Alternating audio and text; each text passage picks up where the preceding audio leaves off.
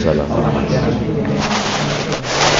dalam ngaturaken alhamdulillah saged dugi wonten mersanipun panjenengan Haji Dr. Surnajah sakeluargi dalam saking Cirebon sakeluargi derengipun ngaturaken minal aidin wal faizin nggih dhahiron wa batinan sedaya kelepatan.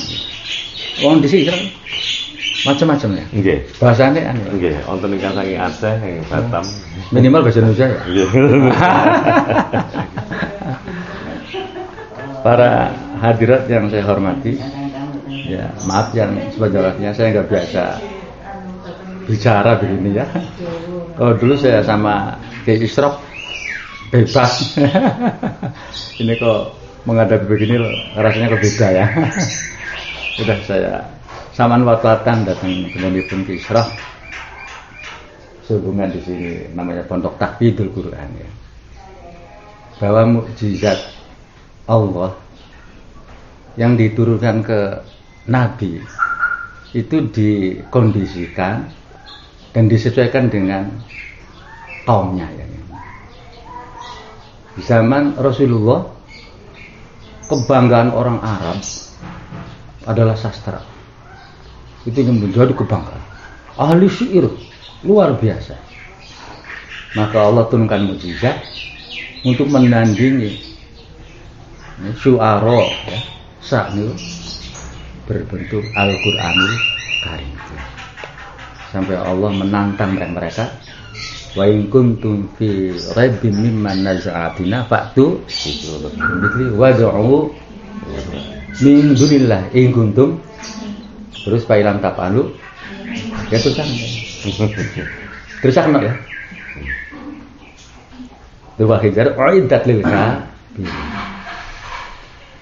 Terus periode sebelum Rasulullah Nabi Isa. Jarak Nabi Isa dengan Nabi Muhammad itu kira-kira 5 abad kemudian.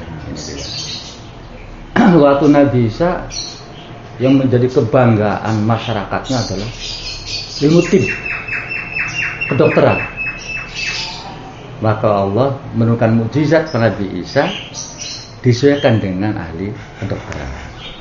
Bisa banyak ilmu kedokteran sampai Nabi Isa bisa menghidupkan orang mati biidznillah ta'ala ya. Yubrihul akma wal abros. Terus ditarik ke sebelumnya Nabi Musa. Nah waktu Nabi Musa ini kaumnya, masyarakatnya yang menjadi kebanggaan untuk bermewah adalah ilmu sihir. Maka Allah turunkan mukjizat ke Nabi Musa untuk menandingi mereka. Itu dengan satu mukjizat namanya aso apa ya? Tongkat ya. Nah ini kita tongkat ya. Wa kanat aso Musa tuluhu asyartu adru. Tongkatnya Nabi Musa itu panjangnya 10 hasta. Kalau diukur ya hasta orang Indonesia kira ini satu hasta ya. Kira-kira 5 meter ya. Tapi kalau hastanya orang Mesir ya mungkin ya lebih nak ya.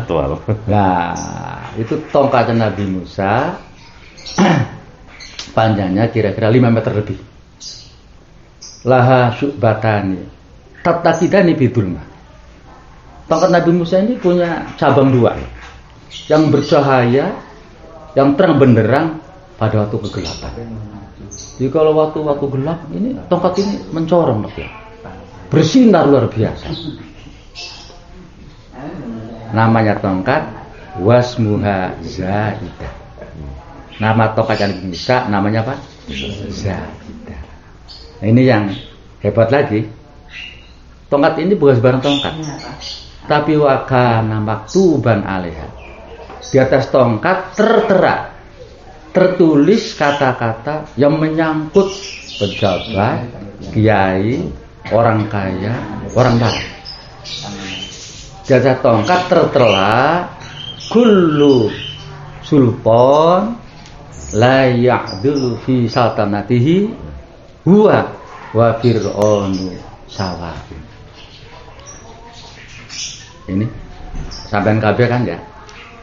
nasibnya kelak kan nggak tahu ya. Sekarang lagi musim wanita karir ya. Ini pemimpin ke Isra kan sekarang Jawa Timur kan pemimpinnya siapa tuh? Perempuan kan ya. Nah, nih, siapa tahu kan nggak tahu ya. Setiap pejabat penguasa yang tidak adil dengan rakyatnya, maka beliau sama dengan Fir'aun. Ya. Nah, ini cerita tentang Fir'aun ya. Fir'aun itu bukan nama asli ya. Wa Fir'aunu ismuhu Mus'ab ibnu Walid ibnu Rayyan. Jadi Fir'aun itu namanya bukan nama itu ya. Itu adalah laqab ya, gelar ya. Namanya Mus'ab ibnu Walid bin Rayyan. Wa Fir'aunu laqabun lahu. Fir'aun adalah gelar daripada Mus'ab bin Al-Walid. Fir'aun minal far'anah. Itu maksudnya ya. Wa ya al-utu wa tamar. Maknanya Fir'aun itu adalah nakal ya, jahat. Fir'aun dulu pernah memproklamirkan diri menjadi apa? Tuhan. Itu enggak tanggung-tanggung. Wa muddatu di'aihi al-uluhiyah arba'umiyat sana. Fir'aun mengangkat dirinya sebagai Tuhan itu kurang lebih zaman 400 tahun. Jadi pangeran ngaku jadi Gusti Allah selama 400 tahun. Itu Fir'aun. Umurnya berapa? Wallahu a'lam. Fir'aun gak ada istri muslimah sejati, solihah sejati. Namanya siapa? No? Siapa? Asia. Niki piye iki? Wong istrinya solihah sejati, ya. Muslimah sejati, punya suami penjahat, Fir'aun ya. Nih, ya kalau orang suami istri gimana sih ya? Di antara salah tujuan orang menikah kan adalah istimta kan Isra ya. So balangnya apa itu? Istimta bahasa santri yang seneng-seneng. Apa bahasa Malangnya? Tapi ini jangan dikira, nok ya. Selama Fir'aun beristri Dewi Asia, sedikit waktu pun Fir'aun tidak pernah menyentuh kehormatan Dewi Asia. Model kan ya, orang sudah kawin, tapi yang suami tidak pernah menyentuh kehormatan sang istri. Allah menjaga Dewi Asia, betul sakit. Jadi Fir'aun itu kan Isra, istimta dengan Dewi Asia hanya memandang. Delok ya. Jadi ngalap seneng karo rabine iku mung nyawang. Karena Asia dijaga oleh Allah jangan sampai tersentuh yang namanya Fir'aun. Sama dengan putri Rasulullah. Kalau nggak salah Ummu Kulsum sama Antum Zainab ya. Niki putrinya Kanjeng Nabi Isra, niku pernah kawin dok dengan putranya Abu Lahab. Abu Lahab mendengar putranya kok kami sama anaknya Muhammad sebagai musuhnya Abu Lahab, marah-marah. Diancam anaknya, akhirnya putri Rasulullah 2 cerai. Itu dengan rahmat Allah Maha Kuasa. Kedua putri Rasulullah juga dijaga oleh Allah, belum tersentuh kehormatannya. Sama pun. Nah ini Fir'aun itu ya. Jadi Fir'aun itu lucu ya. Wa kana yaqulu kulla yawmin fasilan. Fir'aun itu kalau makan dok setiap hari menunya itu anak onta. Onta itu kan besar ya. Anaknya berarti apa? Besar.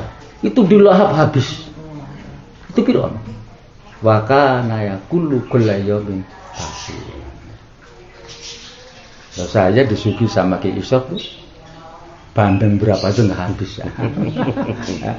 Terus itu nggak habis. Fir'aun makanya setiap hari menunya anak onta itu besar, tidak kambing itu habis.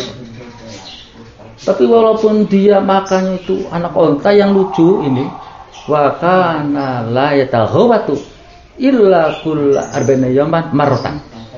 Jadi Fir'aun itu sekalipun makan itu lauk itu banyak, Fir'aun ini kalau buang air besar rutin setiap 40 hari satu kali. Jadi Fir'aun itu kalau ke MCK ya, setiap 40 hari satu kali. 40 hari baru berak. Ya sampean berapa kali? Berapa kali enggak? Berapa kali? Kalau pernah ziarah kan bisa 4 kali, bisa 4 kali ya. Ya. Itu sudah. Masya Allah ya. Jadi kalau berak 40 hari satu kali. Berarti Fir'aun setahun ke WC berapa kali nak? Dikalkulasi. 1 tahun berapa hari? 360. Berarti Fir'aun kalau ke WC berapa kali 1 tahun? 360 dibagi 40. Ya benar. Nggih, 9 kali. 9 kali. Lu Fir'aun 1 tahun ke WC 9 kali. Nek sampean ya umpama 1 hari 1 kali. Ke WC 1 tahun berapa kali? 360 kali. Utuh memenuhi WC. Itu Fir'aun ya. Nah, sejarah Fir'aun ya. Sebenarnya ya.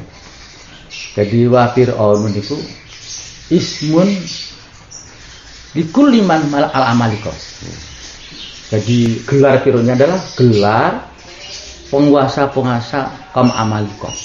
Bukan Israel itu pundi manggon Amalikon itu ya. Sama anna Kaisar kan saya mesti mendengar ya kata Kaisar ya.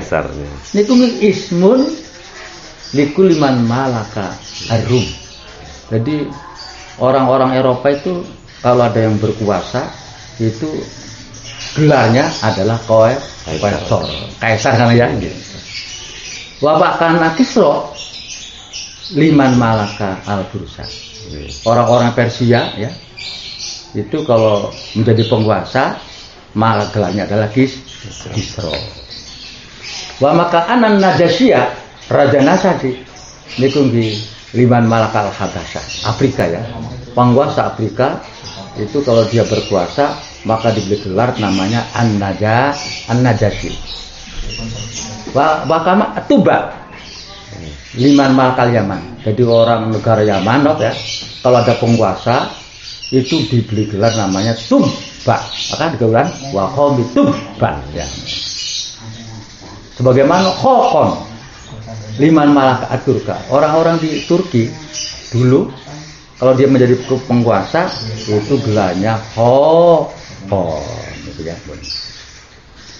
Tadi ya kembali lagi setiap barangkali nanti nok nih ya menjadi penguasa siapa tahu ya kesimpulannya harus bersikap adil ya. Tadi tuh setiap penguasa yang tidak adil itu pripun nggih sama dengan apa? Fir'aun. Ini yang termaktub di dalam tongkatnya Nabi Musa. Yang kedua, ini bagiannya kiai-kiai ustaz ya, muallim masyayikh ya. Wa kullu alimin la ya'malu bi ilmihi huwa wa iblisu sawa'un. Insyaallah ya. Wong kok dadi kiai ya, dadi ustaz. Lak sampean kan barangkali dadi kiai ya ustaz. Tidak mau mengamalkan ilmunya. Niku sama dengan iblis. Naudzubillah min dzalik. Jadi kesimpulannya nok kelak kalau menjadi kiai, ustadzah ya, muallimah setelah mendapat ilmu dari Hadrat Syekh Ishaaqun Najah, ilmunya diamalkan ya. Supaya jangan disamakan dengan apa tadi? Iblis ya. Naudzubillah iblis ya. Itu yang ketiga. Allah yang membagi rezeki ya. Nahnu qasamna bainahum ma'isyatan fil hayati dunya. Ma'isyatahum ya. Jadi yang membagi rezeki kehidupan itu Allah. Ada yang kaya, ada yang melarat. Ini juga kebagian ini orang kaya. Wa kullu ghaniyin la yantabi malihi wa qarun sama. Setiap orang kaya yang tidak memanfaatkan harta bendanya, hartanya bukan harta yang sosial ya, digunakan hura-hura, digunakan hal yang negatif, maka orang kaya semacam ini sama dengan Qarun. Berarti Qarun itu hidup pada zaman Nabi Musa, dan Qarun masih kerabatnya Nabi Musa. Qarun dulunya itu hidupnya sengsara, maisanya masyakot luar biasa.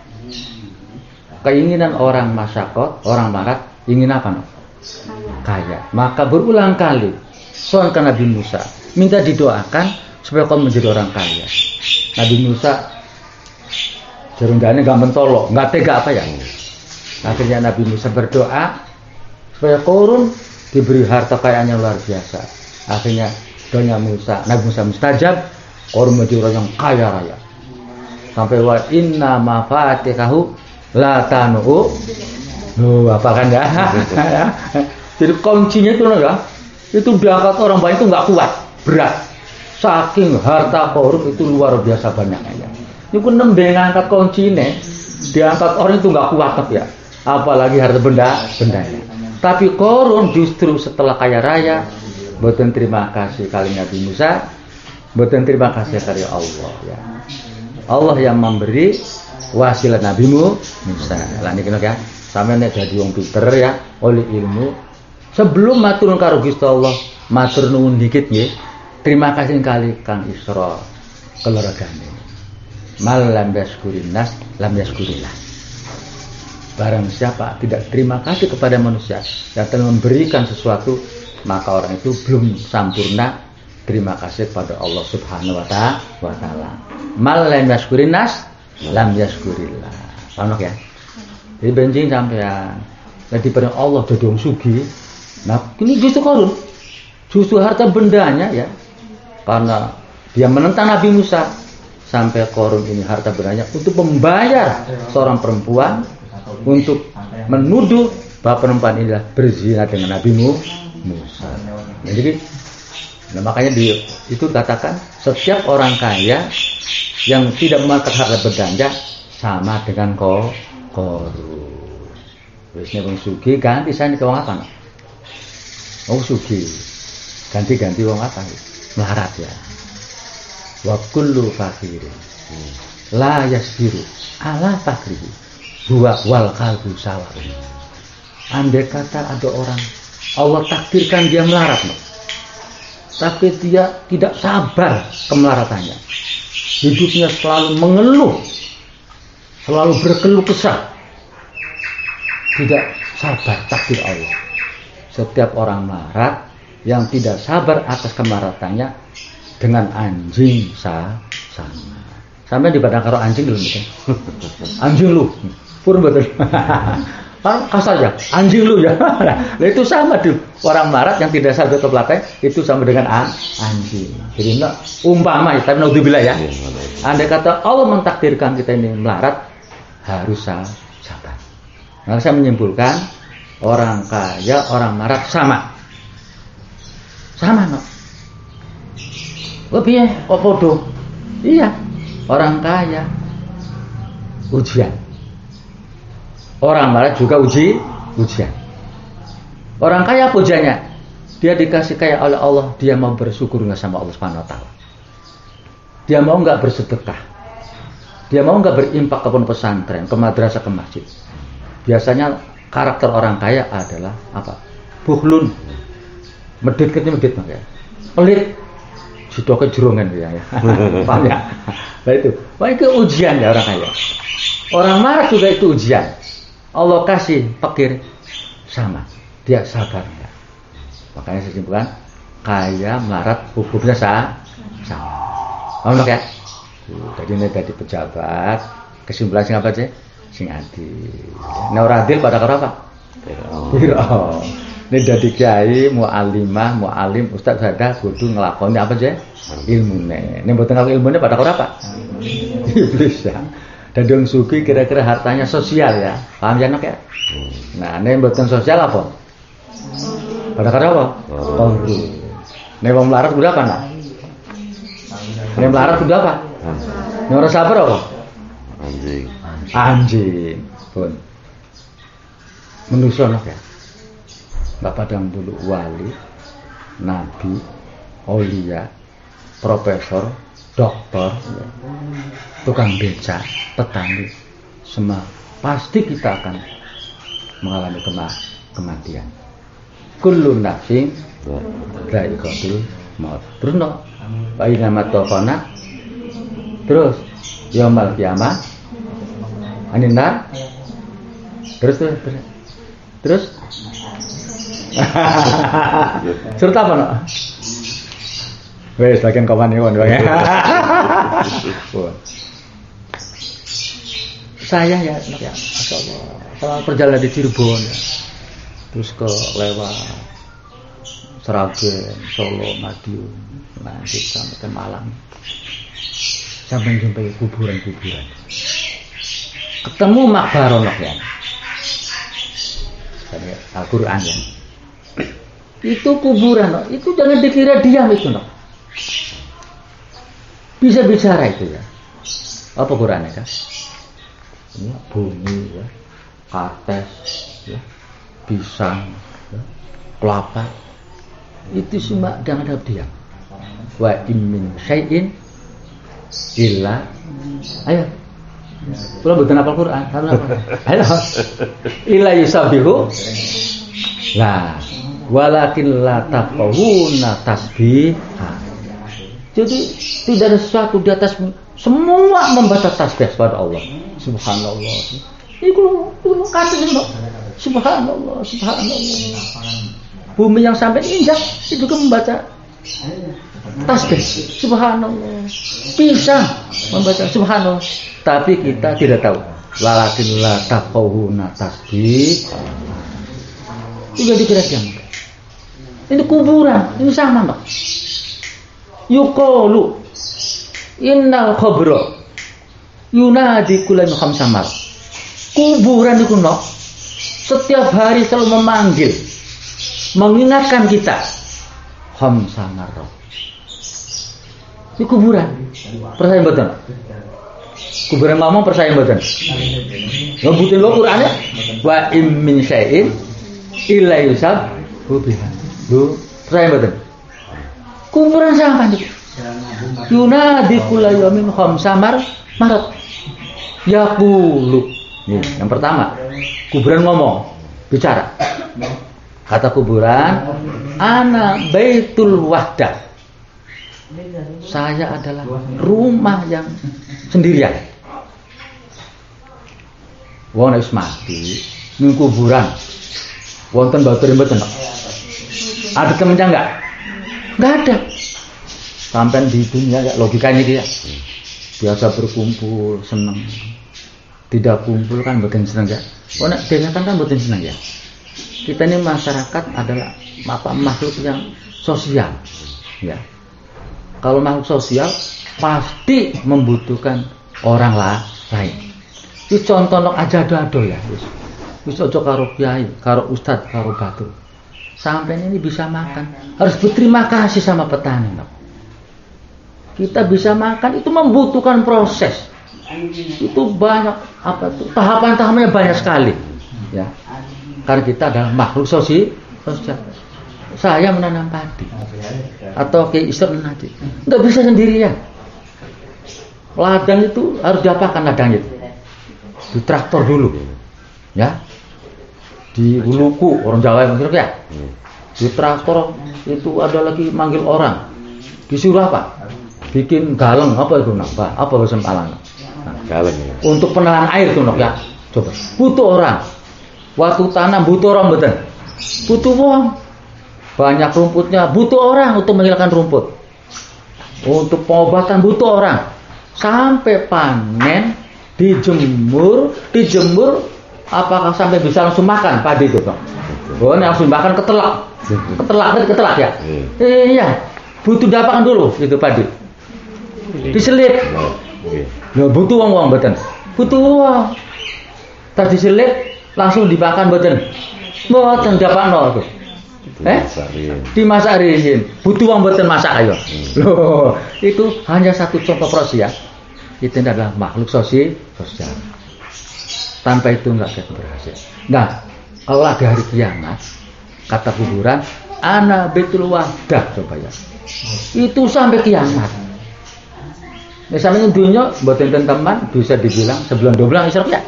Tapi kalau di kuburan penyendiri itu adalah sendiri sampai hari kiamat. Nah, ini kuburan memberikan satu solusi. Bagaimana kita di dalam kuburan kira-kira mendapatkan teman sejati, teman abadi itu apa? Nah, inilah pondok Quran. Kata kuburan, faj'alaka munisan. Maka jadikan untukmu di kuburan nanti ya, orang yang akan memberi suatu kegembiraan, wong sing ngaring-ngaring, wong sing nyeneng-nyeneng sebagai teman sejati. Nah, apa niku sejati? Qiraatul Quran. Paham betul? Paham betul? Jadi sampai bikin kuburan supaya enggak menyendiri, supaya ada temennya apa? Di dunia. Terus konsisten membaca Al-Quran. Inilah yang akan kelak menjadi teman sejati di alam kubur. Faj'alaka munisan. Rupanya apa? Qiraatul Quran. Maka kan dalam Quran kan ada kata wabil qabri munisalan. Niku omongan kuburan ya. Pertama itu ya. Kuburan memanggil berapa kali setiap hari? Yang pertama apa katanya? Ana baitul wahdah. Supaya kita di kuburan tinggal sendiri, napa solusinya? Nintunya membaca Al-Quran. Nah niku teman sejati ya. Misalnya nek bensin mati, kapan gua malam ya? Saya juga tenok saya. Nanti akan dapat sejati Al-Quran. Misalnya nintunya maca Quran. Nomor 2, wa ana baitul rumah. Saya ada rumah gelap. Sampai bisa dibayangkan ya. Di dunia, andai kata Mesir padam, coba, jangan lama-lama. 1 bulan lama, Mesir padam, semua kegiatan hancur, berantakan. Ki Isrok nggak bisa ngaji, Nih Isrok nggak bisa ngaji. Padam sih, sampai nggak bisa mandi. Bapaknya kan kamar mandinya kan pakai apa? Sanyo kan ya. Kalau listriknya padam, ngalir nggak? Nggak ngalir. Sambil nggak bisa makan, ya kan? PDAM mati 1 bulan saja. Terus niku rasanya bagaimana? Gelap semua. Yang industri mampet semua. Itu 1 bulan. Jangan 1 bulan, 1 hari kan esok ya. Tapi nek kalau padam 5 hari bingung nggak? Bisa nggak mau baca kitab? Nggak bisa. Ngapal Quran bisa nggak? Nggak bisa. Itu hanya beberapa hari. Tapi di kuburan gelap itu sampai hari kiamat. Sampai pengen nggak nih kuburannya padam? Pengen? Caranya bagaimana? Apa kata kuburan? Dikasih solusi. Biar nanti di alam kubur ini padam, bersinar, kata kuburan. Solusinya panawwirni bisolatil. Terangi aku dengan salat malam. Sama kapan ya? Terus malam tahajud, sama rutin tahajud, sambun no? Sudah? Anak sing durung? Tahajud, dalam tahajud. Alhamdulillah ya. Jadi kalau kita di kuburan supaya terang, bercahaya, solusinya apa nih? Salat malam. Panawwirni bisolatil. Ini pun ya, paham ya anak ya? Kuburannya pada ya, percaya. 2. Berapa lagi? 3. Kata kuburan, wa ana baitul. Saya adalah rumah debu. Ustaz takoni nok ya. Sampe iki mondok nang Ki Isrok ya. Niki rencang kula tapi nasibe beda nok ya. Niki dadi dokter Ki Haji ya. Beliau wong biasa nok ya. Niki rencang, ngerti rencang? Batur ya. Ini nasibe beda nih ya. Terus sampean iki mondok tak takoni ya. Dalam Cirebon ya. Sampean turu ning hamparan bumi ku. Mau mboten? Purun mboten? Mau enggak? Dengan di teriaknya matahari. Siap mboten? Enggak siap. Enggak enak ya. Itu kuburan begitu. Nah, supaya sampean kelak di kuburan ya, tidur nyenyak, empuk, apa bahasa itu? Empuk. Iya. Empuk ya, nyaman, nyenyak. Kuburan memberi solusi. Pahmil firas. Kelak Anda kalau nanti mati di kuburan bawa hamparan, bawakan banget ya, bawa sepindah. Tapi dua hamparan niki ya. Mosok mati kuburan, saya pesen karo keluarganya, Buya atau Abah Umi, kalau saya mati tolong di kuburan nanti bawa kanan ya, sepindah ya. Oh ya hancur binasa dok ya. Bukan itu dok ya. Sepindah apa kata kuburan? Bawa al amal as-sholeh. Nah, ini punya hamparan atau sepimbrat yang menjadi kelak untuk tidur, alas tidur adalah amal soleh. Walaupun itu sejatinya debu, tapi sampai seperti tidur di atas hamparan permadani yang hebat. Yang itu apa? Amal soleh. Nah ya, jika mana pengen turunnya nyaman, nyenyak kuburan, banyak-banyak berapa? Beramal soleh. Bukan ini yang banyak ya, bukan ya. Mosok wasiat bah nek kula mati gawano sepimbrat sing regane larang ya. Kamu turu ya. Wah, ya rusak. 3. Yang nomor 4 apa? Kata kuburan wa ana betul apa? Saya ada rumah ular yang apa? Sing nyengate kula dasakno. Saya ada rumah ular yang sangat menggigit, ular ganas. Ini wong sing mboten gak ada amal bagus kok. Niku pun kebetulan niku. Niku sampai dina kiamat. Kiamatnya kapan? Yang jelas kiamat nok ya. Kalau harinya pasti Jumat. Tapi enggak tahu Jumat kapan. Kiamat tidak akan terjadi selama di dunia masih ada orang yang mengatakan la ilaha illallah. Paham ya? Selama di dunia masih ada orang mengatakan itu, kiamat belum sampai terjadi. Nih, kalau digigit ular yang tidak punya modal, bekal, amal soleh menghadap Allah, gitu ya, akan digigit ular. Sampai dicokot ular pengen betul. Mau nggak? Pernah rasanya dicokot ular? Belum pernah. Sejelas walaupun belum pernah, saya bisa merasakan ya, gigitan itu adalah berbisa ya, bisa menimbulkan orang meninggal dunia. Nah, supaya kuburan ya jangan digigit sama ular, apa konsepnya? Kata kuburan, pahmil tirijak, bawalah kelak kamu ada mati obat penawar. Apa obat penawarnya? Bismillahirrahmanirrahim. Nah, kalau mau makan baca Bismillahirrahmanirrahim.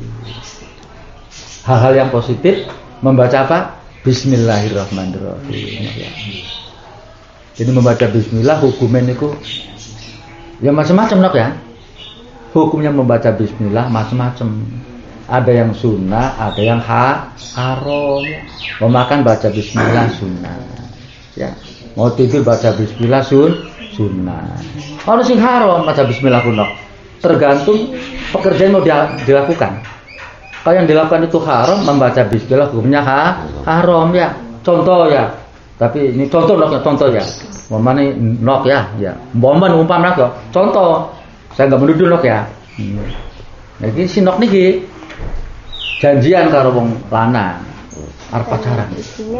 Dari sini berangkat Bismillahirrahmanirrahim. Nah ini sudah pacarannya haram ya. Ono ya.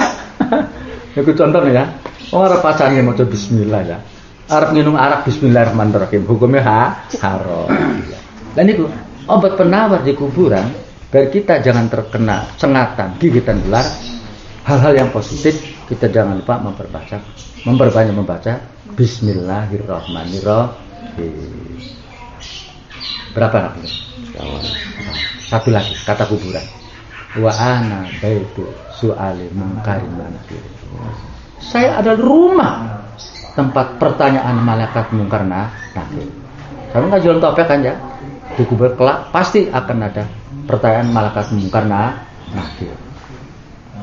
Harapan kita kelak meninggal dunia, begitu mungkar nakir bertanya, kita harapannya apa? Bisa menjawab pertanyaanmu karena akhir. Andai kata lolos dari itu, insya Allah kita masuk surga. Tapi kalau kita nggak menjawab, ya hampir pasti masuk neraka. Bagaimana supaya kita bisa menjawab pertanyaan akhir? Kata kuburan, Fa'aksir ala zahri qawla la ilaha illallah Muhammad Rasulullah. Yumkinaka antujibah. Jadi kata kuburan, mau masih ada umur di dunia tuh ya. Sampai waktu-waktu senggang, sering memperbanyak membaca aja kalimat tauhid. La ilaha illallah Muhammadur Rasulullah. Niki bekal sanggup untuk bisa menjawab pertanyaan malaikat mungkar nabi. Paham kan? Sering menfaksir ala dhari qaula la ilaha illallah Muhammadur Rasulullah. Benar cukup nok ya? Cukup ya? Saya mau menutup dengan duluan ya. Walaupunikum. Wis muga-muga pondok yang serok ya. Amin amin. Kiyaine paring sehat. Amin amin. Afiah ya. Istiqomah ya. Amin. Allahumma rzuqna taqwa Amin. wal istiqomah wa husnul khatimah. Allahumma inna nas'aluka as-sihah wal afiyah wassalama wal barakah. Allahumma atil umrona wa umra murabi hadal mahad. Israkuna jawali baiti wal biratihi ya. Apa enggak? Fi ta'atika wa rasulika. Allahumma atil umrona fi ta'atika wa rasulika. Wa wasi arzaqana Rabbana atina fid dunya hasanah wa hasanah kadzabanna wal afikum wassalamualaikum warahmatullahi wabarakatuh.